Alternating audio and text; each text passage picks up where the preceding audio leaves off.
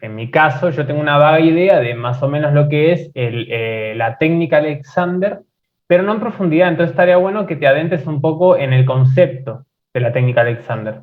Por supuesto, la técnica Alexander es conocida como un método de reeducación postural. Generalmente se le relaciona con la cuestión postural, ¿cierto? Pero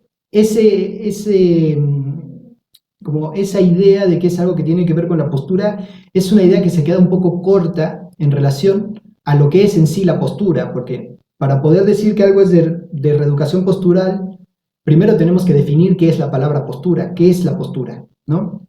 Y cuando hablamos de postura podemos hablar de un montón de posturas. Podemos hablar de la postura física, podemos hablar de una postura filosófica, podemos hablar de una postura psicológica, de una postura emocional.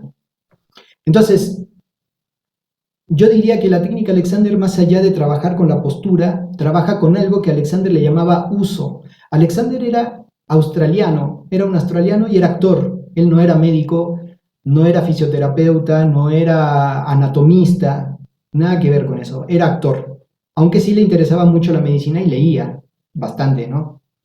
Esto fue a finales de 1800 o principios de 1900, cuando él empezó a desarrollar esta técnica.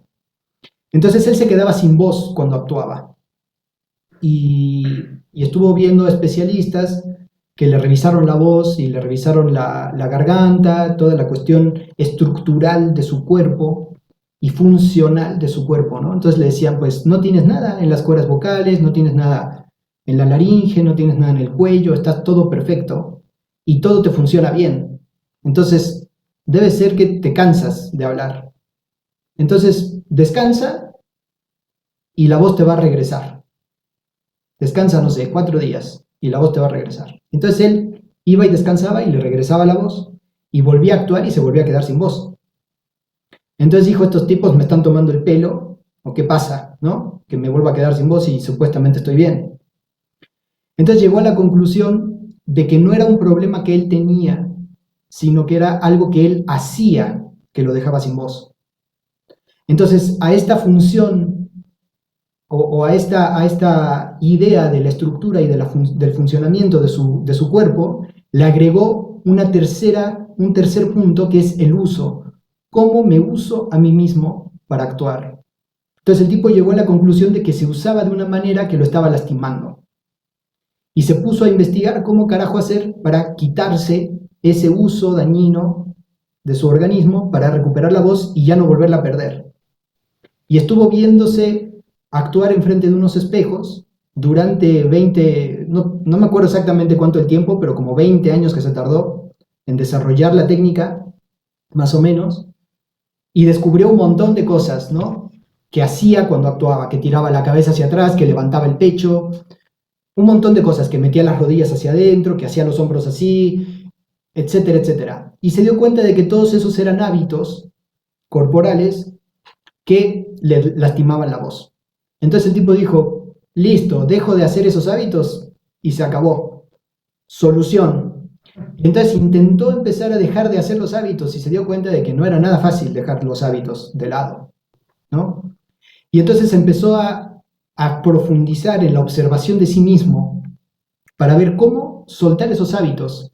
Y se dio cuenta que los hábitos corporales que tenía estaban relacionados con pensamientos que tenía, con pensamientos de cómo era estar bien parado, de cómo era estar derecho, de qué significaba tener un buen porte al hablar, ¿no? Imagínate, en esa época, plena época victoriana, el tipo se fue a vivir a Londres, a actuar en Londres, entonces declamaba y tiraba el pecho para arriba y hacía la cabeza hacia atrás. Entonces empezó a darse cuenta de todas estas ideas, eh, no quiero decir impuestas, pero de alguna manera aprendidas de manera social y cultural, que le estaban llevando a hacer cosas que lo lastimaban.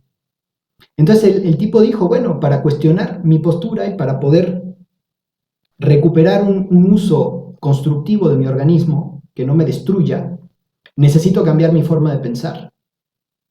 Entonces ahí es en donde está la cuestión, que la técnica Alexander se vuelve una técnica pedagógica, porque uno le transmite al alumno una nueva forma de pensarse a sí mismo. Entonces es mucho más complejo que nada más una técnica postural, porque empiezas a observar hábitos que van más allá de tu cuerpo propio, hábitos de pensamiento. Y lo que Alexander, imagínate, ¿no? En esa época, Alexander todavía creía en esta idea de que el cuerpo, la mente, eran cosas separadas, eran cosas completamente disociadas, ¿no? Entonces el tipo se daba cuenta de que pensaba algo y se le apretaba, no sé, pensaba en pararse derecho, por ejemplo, y apretaba la espalda. Y el tipo decía, claro, no, el pensamiento y el cuerpo son una sola cosa y no funcionan por separado. Fue uno de los primeros, de las primeras personas que intentó demostrar científicamente que la mente y el cuerpo eran una sola cosa. De hecho, escribió el primer libro que menciona que la mente y el cuerpo son una sola cosa. El primer libro escrito, que se llama La herencia suprema del hombre. Y entonces, bueno, quizá con esta explicación es un poco más claro, ¿no? Que realmente lo que busca la técnica Alexander es en profundizar la observación del uso que hacemos de nosotros mismos, ¿no? Cuando yo agarro el celular estoy usándome. Ahora que estoy hablando contigo por el Zoom estoy usándome. Cuando tocas la guitarra te usas a ti para usar la guitarra. Cuando yo toco la flauta me uso a mí para usar la flauta. Y ese uso quizá no empieza en el cuerpo, empieza en lo que pensamos.